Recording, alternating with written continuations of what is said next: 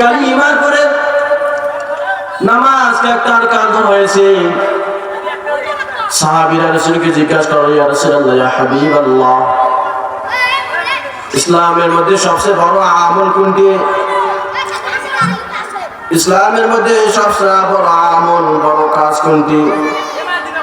রাসূলুল্লাহ সাল্লাল্লাহু আলাইহি ওয়াসাল্লাম তখন বলে, as-salatu khayrun mawjud, সবচেয়ে উত্তম আমল, সবচেয়ে ভালো আমল হলো নামাজ। যে ব্যক্তি নামাজের ইহতিমাম করবে, যে ব্যক্তি নামাজ গুলো ঠিকভাবে পালন করবে, সে আল্লাহ তাআলার কাছে দামিত ও মাহবুব হয়ে যাবে। সাহাবীরা একবার রাসূল আকরাম সাল্লাল্লাহু আলাইহি ওয়াসাল্লাম যুদ্ধ থেকে আসতেছেন। যুদ্ধ থেকে আসার পরে রাস্তার মধ্যে সাহাবীদেরকে জিজ্ঞাসা করলো, হে আমার সাহাবীরা, আজকে এখানে রাত্রি যাপন করবো, কে আমাকে ভাড়া দিবে? সাহাবীরা নামাজে কেমন ইহতিমাম করতো, সাহাবীরা নামাজে কেমন ইহতিমাম করতো, কেমন নামাজকে গুরুত্ব দিত, কেমন নামাজ আদায় করতো তারা, এই হাদিসের মধ্যে খেয়াল করলেই পাওয়া যায়। সাহাবীকে বললো, ইয়া আমার সাহাবীরা, আজকে আমার রাত্রি কে পাহারা দিবে? হযরত আম্মার রাদিয়াল্লাহু তাআলা আনহু লাব্বাইক বলে দাঁড়িয়ে গেলেন। আম্মার রাদিয়াল্লাহু তাআলা মুহাজির ছিলেন, আম্মার রাদিয়াল্লাহু তাআলা আনহু আনসার সাহাবী ছিলেন। তার সঙ্গে আরেক সাহাবী দাঁড়িয়ে গেলেন, বলে, ইয়া রাসূলুল্লাহ, ইয়া হাবিবাল্লাহ, আমরা আজকে আপনাকে পাহারা দিব। প্রথমত সাহাবী ছিল আম্মার রাদিয়াল্লাহু তাআলা আনহু, দুই নম্বর সাহাবী ছিল খাব্বাস রাদিয়াল্লাহু তাআলা আনহু, তিনি ছিল আনসারী সাহাবী, মুহাজির সাহাবী। রাসূল বলল, যেদিক দিয়ে শত্রু আসার ভয় ছিল, রাসূল বলল, তোমরা দুইজন ওই জায়গায় রাত্রি যাপন করো, ওই জায়গায় থাকো, কেননা ওই জায়গায় দিয়ে শত্রু আসার ভয় আছে, কেননা ওই দিক দিয়ে শত্রু আসার ভয় আছে। দুইজন সাহাবী রাসূলকে ওখানে রেখে যে দিয়ে শত্রু আসার ভয় ছিল ওই দিক যা বসলেন। ওই দিক জায়গা বসার পর ওখানে যা দাঁড়াইলেন, সাহাবীরা আলোচনা করতেছে, ভাই সারা রাত পাহারা দেওয়া কঠিন হয়ে যাবে, তার চেয়ে আমরা রাতটা দুই ভাগে ভাগ করে নেই। আমি অর্ধেক রাত পাহারা দিব, তুমি অর্ধেক রাত পাহারা দিবে। আমি অর্ধেক রাত পর্যন্ত এখানে এই জায়গা থেকে পাহারা দিবা, তুমি ঘুমাইবা, আর অর্ধেক রাত আমি ঘুমাইবা, তুমি পাহারা দিবা। কারণ যদি দুজনায় যদি পাহারা দেয়, দুজনে যদি এখানে পাহারায় দাঁড়ায়, আর যদি মাঝরাতে আসা যদি আমাদের দুজনের ঘুমাইছা যায়, ঘুম আসার পর যদি কাফেরেরা আমার নবীকে আক্রমণ করে, তাহলে আমাদের পাহারার পর খিলাফ হয়ে যাবে, পাহারার পথে ত্রুটি হয়ে যাবে। তার চেয়ে আমরা রাতটা দুই ভাগে ভাগ করে নেই। সাহাবীরা রাতটা দুই ভাগে ভাগ করলেন। একজন সাহাবী অর্ধেক রাত পাহারা দিবেন, একজন আরেকজন অর্ধেক রাত পাহারা দিবেন। একজন আগে আর একজন পরে। খাব্বাস রাদিয়াল্লাহু তাআলা আনহু আগে পাহারার জন্য দাঁড়িয়ে গেলেন, সে আগে রাতে পাহারা দিবেন। রাতের প্রথম অংশ খাব্বাস রাদিয়াল্লাহু তাআলা আনহু পাহারার জন্য রেডি। হযরত আম্মার রাদিয়াল্লাহু তাআলা আনহু ঘুমাইলেন। তখন খাব্বাস রাদিয়াল্লাহু তাআলা আনহু ভাবতেছে, যেহেতু খামাখা দাঁড়িয়ে থাকতেই হবে, আমার নবীকে পাহারা দিতে হবে, সারা রাতটা এখানে দাঁড়িয়ে থাকতে হবে, এখানে দাঁড়িয়ে থাকি কি করব? যদি দাঁড়িয়ে থাকি, যদি আমি সময়টা এমনি এমনি কাইটা যাবে, আর যদি এই দাঁড়িয়ে থাকাটাই যদি আমলের মধ্যে লাগাই, তাহলে আমার আখিরাতে জীবনটা আলোময় হবে। সাহাবী ভাবলো, এখানে ঘুম থেকে জাগ্রত থাকা, এমনি বসে থাকা যে কথা, তার চেয়ে যদি আমি আমলে লাগে আমল করি, তাহলে আমার দুনিয়ার জীবনটাও সুন্দর হবে, আখিরাতের জীবনটাও সুন্দর হবে। সাহাবী এই কথা ভাইবা নামাজে দাঁড়িয়ে গেলেন। নামাজ দাঁড়ার পর শত্রুরা এসে সাহাবীকে অনেক দূর থেকে অন্ধকারের মধ্যে দেখা, অনেক দূর থেকে দেখা যায় মানুষ না গাছ কিছু বোঝা যায় না। কাফেরেরা সন্দেহ করে একটা দূর থেকে তীর নিক্ষেপ করলেন। তীরটা এসে খাব্বাস রাদিয়াল্লাহু তাআলা নৌকার মধ্যে ডান বাহুর মধ্যে এসে ঢুকে গেলেন। হযরত খাব্বাস রাদিয়াল্লাহু তাআলা তীরটা হাত দিয়ে বের করে নামাজের মধ্যে নামাজ ছেড়ে দেয় নাই। আবার ওই কাফের বুঝতে পারলেন এরা গাছ না মানুষ, আবার সাহাবীর থেকে আবার তীর নিক্ষেপ করলেন। সাহাবী আবার দুই নাম্বার তীরটা বের করে আবার নামাজের মধ্যেই দাঁড়িয়ে রইলেন। সাহাবী ভাবতেছে, সাহাবী সূরা কাহাফ নামাজের মধ্যে শুরু করেছে, সাহাবী ভাবতেছে সূরা কাহাফ শেষ করব, আজকে নামাজের মধ্যে সূরা কাহাফ শেষ করব। কিন্তু কাফের দিকতে তীর ফিকাইতেছে, তীর নিক্ষেপ করতেছে। দুই নাম্বার তীরটা সাহাবী হাত থেকে বের করে নামাজের মধ্যে ডান দৈমান ছিলেন, নামাজের মধ্যে দাঁড়িয়েছিলেন। যখন কাফির আবার তিন নাম্বার তীরটা নিক্ষেপ করলেন, সাহাবী সংক্ষিপ্ত করলেন নামাজটা, ধীরস্থির ভাবে রুকু সিজদা করে নামাজটা শেষ করলেন।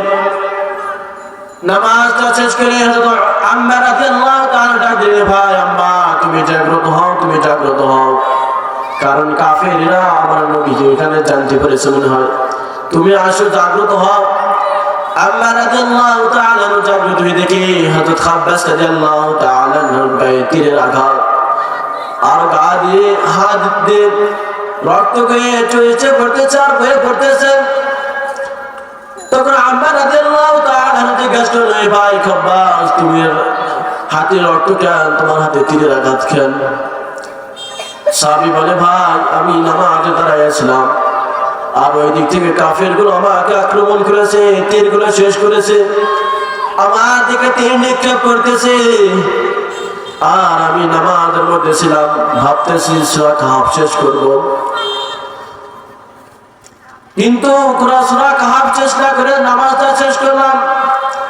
এই কারণে নামাজটা শেষ করলাম যেন কাফের যেভাবে আমার দিকে তীর নিক্ষেপ করতেছে, একের পর এক তীর নিক্ষেপ করতেছে, এমনি ভাবে যদি আমার তীর নিক্ষেপ করে, কখন জানি তীরের আঘাতে আমার জীবনটা চলে যায়, আর কাফের এসে আমার নবীকে আক্রমণ করে।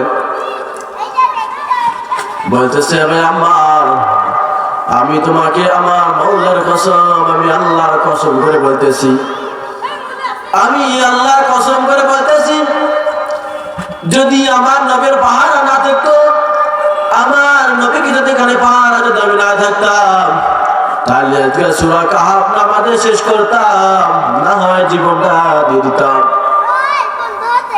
সাহাবীরা নামাজে মনে ইহতিমাম করতো,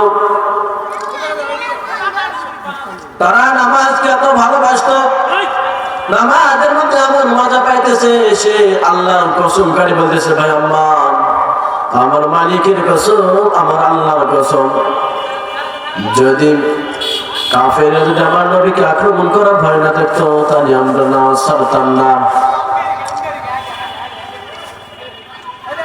এই বুনিয়াদটা, এই নামাজটা আল্লাহ তাআলার কাছে অত দামি। হাদিসের মধ্যে আছে, কুফর এবং নামাজ, কুফর এবং ঈমানের মধ্যে ব্যবধান, কুফর এবং মুসলমানের মধ্যে পার্থক্য শুধু নামাজ। ইমাম গাজ্জালি তার কিতাবের মধ্যে লিখেছে, ইমাম গাজ্জালি তার কিতাবের মধ্যে লেখে, তোমরা ইহুদিদেরকে সালাম দাও, ইহুদিদেরকে খানা দাও, ইহুদিদের সঙ্গে কথা বলো, যারা আমার উম্মতের মধ্যে ইহুদি মুসলমান আছে, ইহুদি আছে, আমার উম্মতের ইহুদিদেরকে সালাম দেও না, আমার উম্মতের ইহুদিদেরকে সালাম দেও না। আমার নবীর হাদিস। ইমাম গাজ্জালি তার কিতাবের মধ্যে এমন ভাবে বলেছেন, রাসূলের হাদিসটা তিনি তার কিতাবের মধ্যে তুলেছেন, আমার উম্মতকে তুমি খানা দিও না। তখন সাহাবীরা রাসূলকে বলে, ইয়া রাসূলুল্লাহ, ইয়া হাবিবাল্লাহ, আপনার উম্মতের ইহুদি কারা, আপনার উম্মতের ইহুদি কারা? তখন রাসূল সাল্লাল্লাহু আলাইহি ওয়াসাল্লাম সাহাবাদেরকে ডাকতে বললেন, হে আমার সাহাবীরা, আমার উম্মতের ইহুদি কারা তোমরা জানো না? আমি আজকে নবী বলে দিতেছি ইহুদি কারা, যারা আযান শুনে মসজিদে হাজির হয় না, যারা আযান শুনে মসজিদে নামাজে হাজির হয় না, তারা আমার উম্মতের ইহুদি। তাদেরকে তোমরা সালাম দিও না, তাদের সঙ্গে কথা বলিও না। রাসূল এমন ভাবে ধমক দিয়েছেন, হাদিসের মধ্যে আরো পাওয়া যায়, রাসূল বলে আমার মনটা চায় কিছু সংখ্যক যুবককে বলি, কিছু কাঠ এনে, কিছু লাকড়ি এনে, কিছু লাকড়ি আনতে বলি, কিছু কাঠ আনতে বলি, আর কাউকে আযান দিতে বলি, আযান দিয়ে কাউকে নামার জায়গায়, কাউকে আমার মুসল্লায়, আমার ইমামতের জায়গায় কোন সাহাবীকে দাঁড় করে দেন। আর আমি রাসূল ওই সকল বাড়িঘর জ্বালিয়ে দেয়, ওই সকল বাড়িঘর আগুন দিয়ে পুড়িয়ে দেয় যে সকল লোক আযান শোনার পরেও মসজিদে জামাতে হাজির হয় না। কিন্তু এক কারণে আমি আগুন জ্বালিয়ে দেই না, এক কারণে ওই বাড়িগুলো জ্বালিয়ে দেই না, কারণ ওই বাসাগুলোর মধ্যে ছোট ছোট নাবালিগ বাচ্চা আছে আর মহিলা আছে, ওই মহিলাদের জন্য আমি ওই বাড়িগুলো জ্বালিয়ে দেই না। আমার রাসূল ছিল তো জাহানের রহমতের নবী। আমার নবী কোনো মানুষের কষ্ট সহ্য করতে পারতো না, কোনো মানুষের কষ্ট দেখতে পারতো না, কিন্তু ওই নবীর জবানে এমন হুমকি আর এমন কঠোর ভাবে এমন হুমকির ভাষা নবী ব্যবহার করলেন, কারণ যারা নামাজ পড়ে না তাদের নাম আল্লাহ তাআলার কাছে একদমই নাই। আর কবরের মধ্যে যখন মানুষ মারা যাবে, কবরের মধ্যে প্রথম সওয়াল হবে, হিসাব নিকাশের জন্য সবাইকে দাঁড় করানো হবে। যখন বান্দাদের হিসাব না হবে, বান্দাদের প্রথম হিসাব হবে নামাজের হিসাব। কবরের মধ্যে 40টা ধাপ থাকবে, 40টা ধাপ পার হয়ে আপনাকে জান্নাতে যেতে হবে। তার মধ্যে প্রথম ধাপ হলো নামাজ। প্রথম ধাপে তোমাকে জিজ্ঞাসা করবে, বান্দা তুমি নামাজ পড়েছো নি? তুমি নামাজ পড়েছো দুনিয়ায়? যদি বান্দা বলে হ্যাঁ আমি নামাজ পড়েছি, তাহলে ওই বান্দাকে প্রথম গেট থেকে ছেড়ে দেওয়া হবে। এমনি ভাবে দ্বিতীয় গেটে, যখন দ্বিতীয় গেটে পৌঁছবে, রোজা দাঁড়াইবে, রোজা হিসাব দাঁড়াইবে, হে বান্দা তুমি দুনিয়ায় রোজা রেখেছো। তখন ওই দ্বিতীয় দারোয়ান যে দ্বিতীয় জায়গায় আছে, পোস্টে দাঁড়িয়েছে যে ফেরেশতা, সে ভাববে সে নামাজ পড়েছে। যেহেতু প্রথম ঘাটটা পার হয়ে এসেছে, দ্বিতীয় ঘাটটা হয়ে গেছে সাড়ে দেওয়া দরকার। দ্বিতীয় ঘাটটা হিসাবটা তার জন্য করা হবে না, দ্বিতীয় ধাপটা তার জন্য কঠোর হবে না। আর যারা প্রথম ধাপটা আটকে যাবে, প্রত্যেকটা ধাপে প্রত্যেকটা গেটে তারা আটকে যাবে। এই জন্য আমাদেরকে নামাজের ইহতিমাম করতে হবে, নামাজের ইহতিমাম করা দরকার। নামাজ পড়ে মানুষ, নামাজ পড়ে ঘুষের মধ্যে লিপ্ত মানুষ, কত মানুষ নামাজ পড়ে চুরিও করে, নামাজ পড়ে মিথ্যাও বলে, নামাজ করে জিনাও করে, নামাজ পড়ে আল্লাহ তাআলার দ্বীনে বাংলার জমিনে কায়েম হকের বিরুদ্ধে আন্দোলন করে, নামাজ পড়ে অমুক নেতার পেছনে স্লোগান দেয়। এমন নামাজ মানুষকে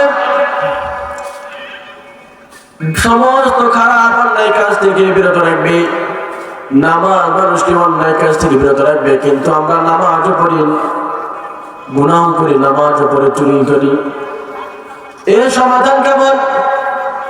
আমরা কি আমল করি? নামাজ পড়ি। আল্লাহ তাআলা কোরআনের মধ্যে বলেছেন, বান্দা তোমরা নামাজ পড়ো, নামাজ দুনিয়ার সমস্ত ফাইল অশ্লীল কাজ থেকে বিরত রাখে। তখন বলবেন নামাজ তো পড়ি ঠিকই, কিন্তু গুনাহ ছাড়তে পারি না, নামাজ পড়ি ঠিকই, মিথ্যা ছাড়তে পারি না, নামাজ পড়ি ঠিকই, কিন্তু গীবত ছাড়তে পারি না, নামাজ পড়ি ঠিকই, মানুষের কথা আর কথা আমার কাছে না লাগাইতে ছাড়তে পারি না। একটা ছোট্ট উদাহরণ দেয়, কোন এক ছোট বাচ্চা, তার প্রচন্ড জ্বর আসছে, অনেক জ্বর আসছে, সে বাচ্চা জ্বরে ছটফট করতেছে, জ্বরের জন্য চিল্লাচিল্লি করতেছে।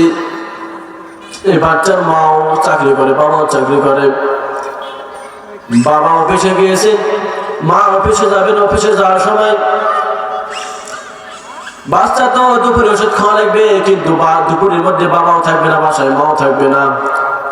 মা একটা বুদ্ধি করছে, কিছু বাজার থেকে, দোকান থেকে মিষ্টি খরিদ করে নিয়েছে। মিষ্টি নিয়ে এসেছে, মিষ্টির মধ্যে বড়িগুলো, ওষুধগুলো মিষ্টির মধ্যে ঢোকাইয়া রেখেছে। মিষ্টির মধ্যে ওষুধগুলো ঢোকাইয়া রাখছে। আর অফিসে যাওয়ার সময় বাচ্চাকে বলছে, আমার বাবা, আমার ছেলে, দুপুরে আমি আসতে পারবো না, অফিসে থাকবো। দুপুরের পর তুমি ওষুধগুলো, এই মিষ্টিগুলো খেয়ে নিও। বলছে, আচ্ছা মা, তুমি অফিসে যাও। আম্মু, তুমি অফিসে যাও, আমি দুপুরে মিষ্টিগুলো খেয়ে নিব।